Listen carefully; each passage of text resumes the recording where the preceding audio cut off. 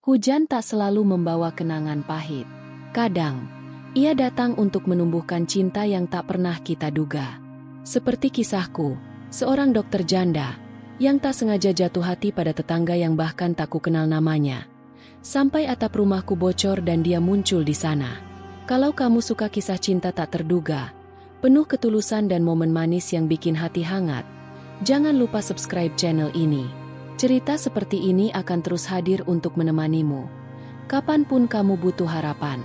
Namaku Amara. Usia 36. Pekerjaan dokter umum. Status janda. Mungkin terdengar seperti deskripsi formal yang membosankan di biodata kartu identitas. Tapi begitulah kenyataannya. Aku tinggal sendiri di sebuah rumah kecil bercat putih di pinggiran kota yang tenang, sejuk, dan dikelilingi oleh tetangga yang lebih sering menutup pagar ketimbang menyapa. Rumahku mungil tapi nyaman. Ada taman kecil di belakang, 2 kamar, dan ruang tamu dengan sofa yang sudah mulai aus di ujungnya karena terlalu sering kududuki sendirian. Setelah suamiku meninggal 3 tahun lalu karena serangan jantung mendadak, aku belajar untuk hidup pelan-pelan. Awalnya sulit, sangat sulit, tapi lama-lama, aku terbiasa. Seperti jam dinding yang tetap berdetak meski kehilangan jarumnya. Tidak banyak kejutan dalam hidupku belakangan ini, dan terus terang, aku tidak keberatan. Setiap pagi aku berangkat ke klinik, sore kembali ke rumah, lalu duduk menonton sinetron atau membaca buku kedokteran tua yang entah kenapa tetap kusukai baunya. Hari itu hujan turun tiba-tiba. Langit mulai kelabu sejak siang, tapi aku tidak mengira kalau hujannya akan sebesar itu. Petir bersahut-sahutan, jalanan jadi sungai kecil, dan suara hujan di atap rumahku terdengar seperti ribuan kuku mengetuk keras-keras. Aku baru saja masuk rumah setelah menyetir melewati banjir setinggi betis, masih mengenakan jas hujan tipis yang nyaris tidak ada gunanya. Kurasakan udara dingin menempel di kulit, lembab, membuat ngeri. Baru saja kutaruh tas di meja ruang tamu, suara plok, plok, plok, terdengar jelas. Aku menoleh cepat ke arah dapur. Mataku langsung tertuju pada genangan air yang mulai terbentuk di atas ubin putih. Tetesan air dari langit-langit jatuh satu-satu, seperti air mata rumah yang akhirnya tak bisa lagi menahan beban hujan. Astagfirullah, gumamku pelan. Lalu dengan buru-buru kutarik ember dan handuk dari gudang kecil di belakang. Tangan gemetaran, bukan karena takut, tapi karena bingung harus mulai dari mana. Rasanya seperti ada 2 bencana sekaligus. Hujan di luar, dan hujan kecil di dalam rumah. Aku berdiri menatap atap rumah seperti orang bodoh. Sudah beberapa minggu memang aku perhatikan bagian itu sedikit menghitam. Tapi kupikir hanya karena lembab biasa. Tak terpikir bahwa sedikit retakan bisa mengubah suasana rumah jadi kacau balau saat hujan. Sambil terus mengelap lantai agar tidak terlalu licin, aku sempat berpikir untuk menelepon jasa tukang langganan. Tapi siapa yang mau datang saat hujan deras begini? Belum lagi waktu menunjukkan hampir pukul 6 sore. Di luar sana sudah mulai gelap. Lampu-lampu rumah tetangga satu persatu menyala. Hanya suara hujan dan petir yang mengisi keheningan. Tiba-tiba aku merasa sangat sendiri. Rasanya seperti semua masalah datang bersamaan. Lelah sepulang kerja, lapar karena belum sempat makan, dan rumah bocor di saat aku bahkan belum sempat mengganti pakaian basahku. Aku berdiri terpaku di tengah dapur, memegang ember yang sudah setengah penuh air hujan, berharap hujan segera reda. Tapi yang kuterima malah kilatan petir dan deru hujan yang makin menggila. Saat itulah aku mendengar ketukan di pintu depan. Tidak keras, tapi cepat dan mantap. Sempat terlintas rasa takut. Siapa yang datang malam-malam saat hujan begini? Tanganku masih memegang handuk. Langkahku pelan menuju pintu. Dari balik kaca buram, kulihat sosok pria bertopi, mengenakan jaket hitam yang sudah basah kuyup. Ada tali dan semacam gulungan plastik besar di tangan kirinya. Aku buka pintu sedikit. Hanya selebar wajah. "Permisi, Bu. Maaf ganggu. Saya lihat dari luar. Kayaknya atap Ibu bocor ya?" Airnya ngalir dari samping. Suaranya dalam dan sopan. Aku menatapnya penuh tanda tanya. Dia tersenyum kecil, seakan tahu aku sedang bingung. "Saya Arga, tinggal di rumah seberang, yang baru direnovasi itu. Saya kerja bangunan juga. Kalau ibu nggak keberatan, saya bisa bantu periksa atapnya. Minimal nutupin sementara pakai terpal. Kasihan kalau airnya masuk terus. Aku masih terdiam, mencoba menyusun kata. Arga, nama itu terdengar asing tapi ramah. Aku memang pernah melihat aktivitas di rumah seberang. Beberapa pria membawa kayu, lalu sibuk memotong dan mengecat beberapa bulan lalu. Tapi aku tidak pernah menyadari bahwa salah satu dari mereka ternyata tetanggaku. Mungkin karena aku terlalu sibuk atau terlalu menutup diri. Dalam hujan seperti ini, wajahnya tidak terlalu jelas. Tapi ada sesuatu dari caranya bicara yang membuatku merasa aman. Kalau ibu keberatan, nggak apa-apa. Saya cuma kasihan aja lihat dari luar tadi. Saya punya tali dan plastik terpal. Bisa saya pasang di atas. Sementara aja. Besok pagi baru kita perbaiki beneran. Tambahnya, kata kita. Terdengar aneh di telingaku yang sudah lama tidak mendengar nada kebersamaan seperti itu. Ada jeda hening sebelum akhirnya aku membuka pintu lebih lebar. Kalau Mas nggak keberatan, saya sangat berterima kasih. Ia tersenyum. Senyum sederhana, tapi entah kenapa menghangatkan dada. Ia segera berjalan menuju sisi rumah, menaruh tangga, dan dalam waktu singkat mulai memanjat sambil membawa tali dan terpal. Aku berdiri di ambang pintu, menyaksikan seorang pria yang baru kukenal 5 menit lalu, dengan cekatan memperbaiki atap rumahku di tengah hujan deras. Dari balik pintu, aku memperhatikannya bekerja. Hujan tak membuat gerakannya melambat. Ia memanjat dengan sigap, menyematkan tali di setiap sisi terpal, lalu mengulurkannya perlahan agar menutupi area atap yang bocor. Sebagian air masih turun ke bawah, tapi jauh lebih sedikit.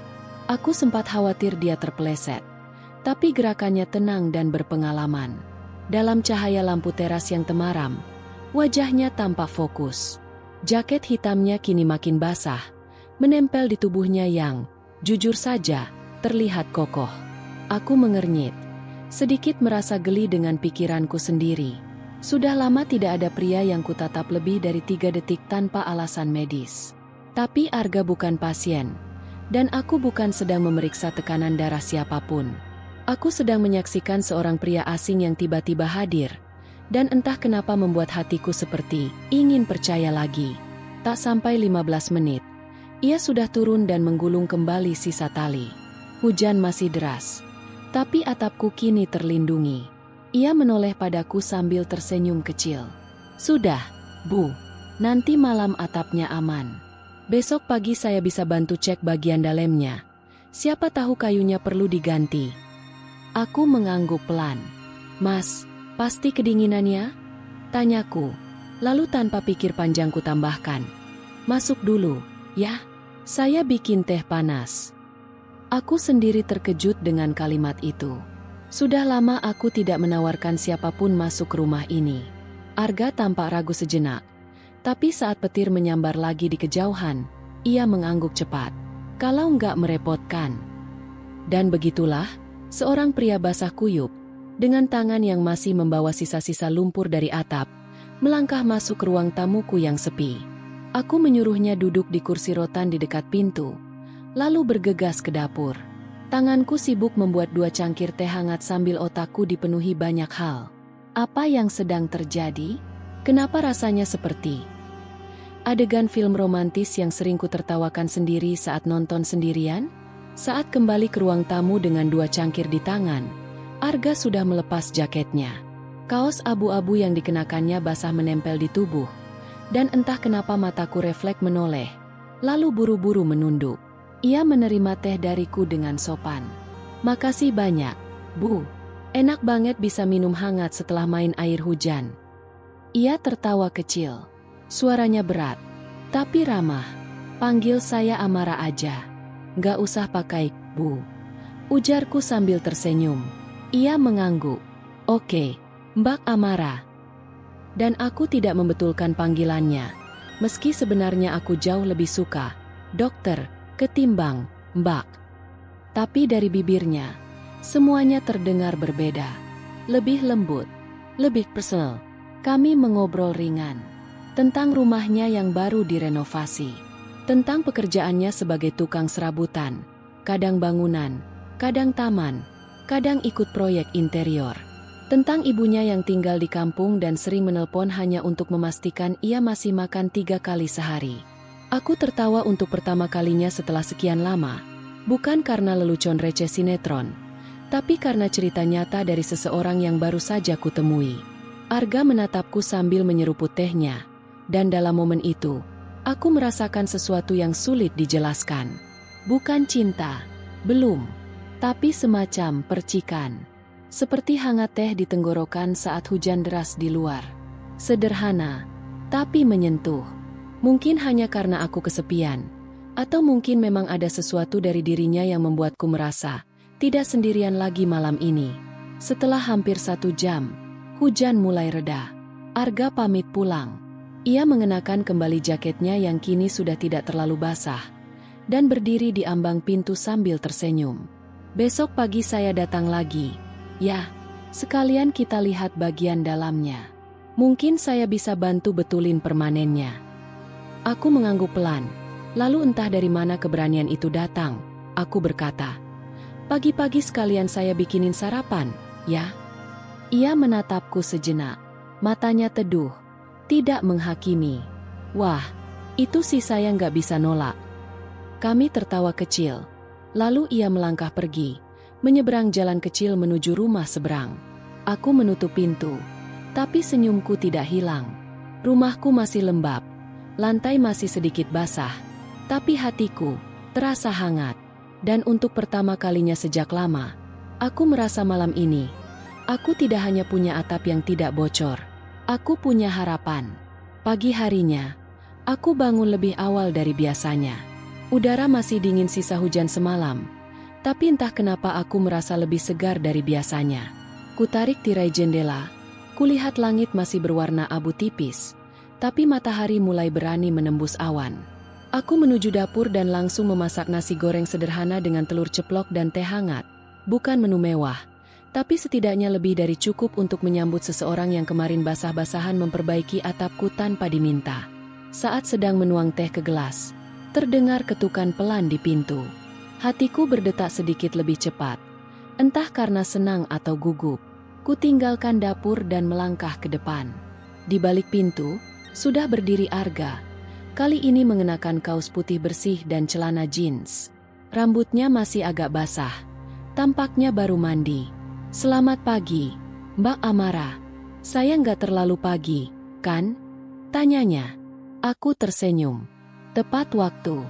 Sarapan sudah siap. Kami makan di meja makan kecil dekat jendela. Aku sempat merasa canggung, karena terakhir kali ada pria duduk di sana bersamaku. Ya, sudah bertahun-tahun lalu. Tapi Arga tidak membuat suasana menjadi kiku. Ia makan dengan lahap tapi tetap sopan. Sesekali memuji masakanku yang sebenarnya biasa saja. Duh, Mbak, nasi gorengnya kayak buatan ibu saya di kampung. Rasanya bikin kangen. Ucapannya membuatku tersenyum, tapi juga menghangatkan dada. Aku jarang sekali mendapat pujian seperti itu, apalagi dari laki-laki. Biasanya kalau bukan pasien yang mengeluh, ya rekan kerja yang bicara soal shift dan jadwal. Setelah makan, kami berdua naik ke loteng kecil yang terhubung ke bagian atap dari dalam rumah. Ia membuka panel kayu dan mulai memeriksa kerusakan. Tangannya bekerja cekatan. Matanya tajam meneliti tiap sisi. Aku berdiri di bawahnya, sesekali menyorotkan senter. Kayu ini udah lembab lama, tapi masih bisa diselamatkan. Kalau mau, nanti saya bantu ganti pelapisnya sekalian, katanya. Aku hanya mengangguk, diam-diam kagum pada kesederhanaan dan ketelitiannya. Saat sedang sibuk mengencangkan baut, tiba-tiba Arga bertanya, "Kalau boleh tahu, Mbak tinggal sendiri ya?" Aku menoleh, sedikit terkejut dengan pertanyaannya. Tapi aku juga tahu dia bertanya bukan karena kepo. Iya, suami saya sudah meninggal 3 tahun lalu. Jawabku pelan. Tangannya berhenti sejenak. Lalu ia menatapku dari atas dengan raut wajah yang tulus. Maaf ya, saya nggak bermaksud nyentuh hal pribadi. Aku tersenyum kecil. Nggak apa-apa. Sudah lama juga. Saya sudah terbiasa. Tapi saat mengatakan itu, aku sadar bahwa mungkin aku hanya terlihat terbiasa dari luar. Di dalamnya, aku hanya menyimpan rapi kesepian itu seperti kotak sepatu tua di pojok lemari. Tak disentuh, tapi tetap ada. Arga tidak membalas dengan simpati berlebihan, hanya kembali bekerja. Dan justru dari diamnya itu aku merasa dihargai. Siang menjelang, Arga menyelesaikan pekerjaannya dan kami kembali duduk di ruang tamu. Ia mulai bercerita tentang kampung halamannya di daerah pegunungan, tentang masa kecilnya yang dihabiskan memanjat pohon dan berenang di sungai. Aku tertawa saat ia mengisahkan kenakalannya mencuri mangga tetangga. Tapi sekarang saya nyesel. Soalnya udah tua gini, mangga itu mahal, katanya sambil tertawa. Aku ikut tertawa. Lalu tak sadar kepalaku bersandar sedikit di bahu sofa, dan jarak kami makin dekat. Di sela canda dan cerita, aku mulai merasa bahwa sore ini terlalu cepat datang. Bahwa kehadirannya yang awalnya seperti kebetulan, kini terasa seperti pengulangan takdir yang manis. Di sela cerita, mataku sempat menangkap tatapannya yang tenang ke arahku. Bukan tatapan laki-laki yang melihat wanita sebagai pujian visual, tapi lebih seperti seseorang yang melihat jiwa lain yang sedang mencoba sembuh. Ketika ia berpamitan untuk kembali ke rumahnya, aku berdiri di teras, mengantarnya dengan pandangan yang sulit kuartikan. Ia menatapku dan berkata, "Kalau butuh apa-apa, Mbak Amara tinggal panggil aja. Saya ada di seberang." Kalimat itu sederhana, tapi menggema lama di pikiranku. Malam itu, aku duduk di ruang tamu dengan lampu redup, memandangi atap yang kini tidak lagi bocor, dan bertanya dalam hati, sudah lama sekali aku tidak merasa diperhatikan seperti ini. Mungkin ini hanya perasaan sesaat, mungkin hanya karena dia baik, tapi mungkin juga ini awal dari sesuatu yang baru. Sebuah atap tidak hanya melindungi dari hujan, tapi juga memberi rasa aman. Dan hari ini, rasa aman itu datang dalam wujud seorang pria bernama Arga, yang memperbaiki atap rumahku, dan perlahan, hatiku. Keesokan harinya, aku bangun dengan perasaan yang belum sempat kunamai. Rasanya seperti ada sesuatu yang tumbuh pelan di dada. Bukan cinta, mungkin, tapi semacam benih. Benih rasa nyaman. Hari itu aku tidak punya jadwal praktik, dan anehnya aku tidak langsung merapikan rumah seperti biasanya. Aku hanya duduk di ruang tamu, sesekali menoleh ke jendela menghadap rumah Arga. Jendelanya terbuka, tirai putihnya tertiup angin. Tak lama kemudian, ia keluar dengan topi lusuh di kepala dan sapu di tangan. Ia menyapuku dari jauh. Aku mengangkat tangan pelan, merasa pipiku panas padahal matahari belum terlalu tinggi. Ketika matanya menatapku, aku merasa seperti anak SMA yang jatuh cinta pada kakak kelas. Aku, seorang dokter berusia kepala 3, janda, bisa-bisanya kikuk karena senyum tetangga sendiri. Hari demi hari berlalu. Arga mulai sering mampir, kadang cuma numpang ngopi, kadang bantu bersihin tanaman di taman kecilku. Tidak ada kata-kata manis berlebihan darinya. Tidak ada gombalan. Hanya kehadiran yang konsisten. Saat aku kelelahan sepulang kerja, ia datang membawa bubur kacang ijo. Saat aku mengeluh leher pegal, ia dengan santai meminjamkan bantal pijat. Semua hal kecil itu membuat perasaan besar. Aku sempat curiga, bertanya dalam hati, apa ini cuma karena aku janda dan dia pria yang kebetulan dekat? Tapi semakin lama aku mengenalnya, semakin aku yakin, ini bukan karena status. Ini tentang bagaimana kami bisa saling melengkapi tanpa banyak usaha. Ia datang bukan untuk mengisi kekosongan, tapi menghidupkan kembali sisi dalam diriku yang sempat mati, harapan. Suatu malam, saat aku sedang membaca di teras, ia datang dengan 2 cangkir kopi dan sepotong bolu dari warung. Tanpa banyak kata, ia duduk di sebelahku. Hening di antara kami tidak canggung, justru hangat. Lalu ia berkata pelan, "Saya tahu saya bukan siapa-siapa. Saya cuma orang biasa, nggak punya gelar, apalagi jabatan. Tapi saya tahu satu hal, saya nyaman sama Mbak." Kalimat itu membuatku diam. Lama, jantungku berdebar tidak karuan, seperti mendengar kalimat ajaib yang membuka pintu yang selama ini ku kunci rapat. Aku menoleh pelan, menatap matanya yang jujur. Aku juga nyaman, jawabku, nyaris berbisik. Ia tidak langsung memegang tanganku, tidak langsung mendekat, hanya tersenyum. Tapi di momen itu, aku tahu, tidak semua rasa butuh pelukan untuk jadi nyata. Kadang, cukup dua hati yang sama-sama diam tapi saling dengar. Setelah itu, hubungan kami tak pernah benar-benar dideklarasikan. Tidak ada pernyataan cinta dramatis, tidak ada status resmi. Tapi setiap pagi ia datang membawa roti, setiap sore ia menyiram bunga di halaman, dan setiap malam ia mengirim pesan singkat. "Sudah makan, Mbak?"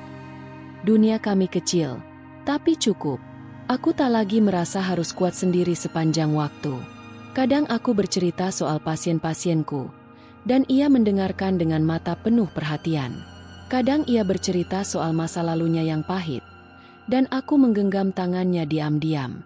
Kami bukan pasangan sempurna dari novel roman, tapi kami saling hadir, saling mengisi, dan itu lebih dari cukup.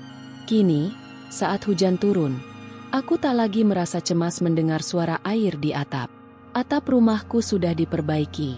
Tapi yang lebih penting, atap hatiku pun begitu. Ia hadir bukan sebagai penyelamat, tapi sebagai teman seperjalanan.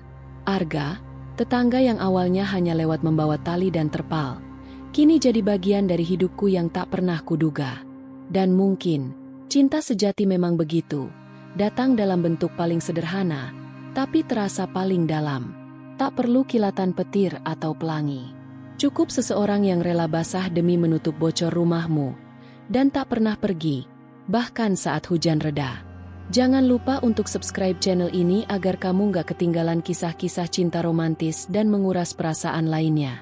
Cerita sederhana seperti ini bisa saja terjadi di sekitar kita, atau bahkan padamu.